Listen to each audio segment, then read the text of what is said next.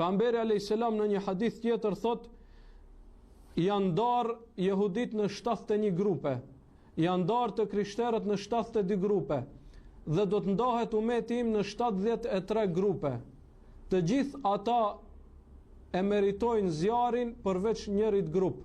Than, kush janë ata ja Rasulullah? Tha, ata janë të cilët do të jenë në atë që jam unë dhe shokët e mi.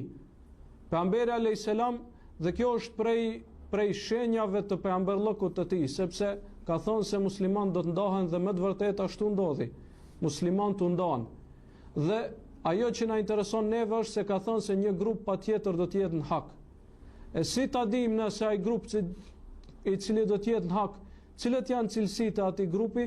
Thot Muhamedi alayhis salam, thot ata do t'i përmbahen asaj në të cilën jam unë dhe shokët e mi, apo ehlus sunne wal jamaa, pasuesit e sunetit pejgamberit sallallahu alaihi wasallam dhe xhamatit.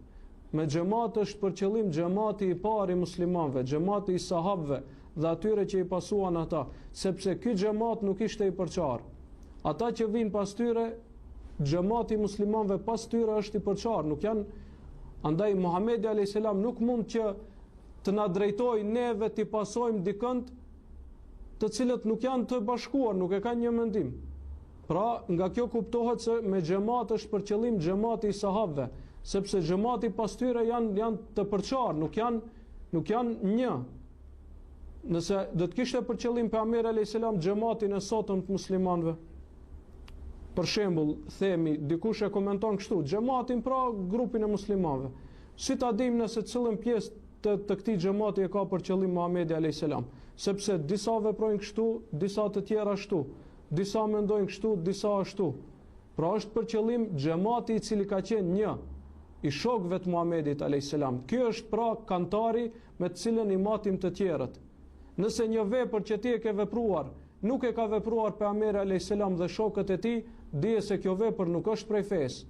Nuk ka gjasa të jetë prej fesë. Pra, kjo është ajo që e cilëson grupin e shpëtuar prej umetit Muhamedit sallallahu alaihi wasallam.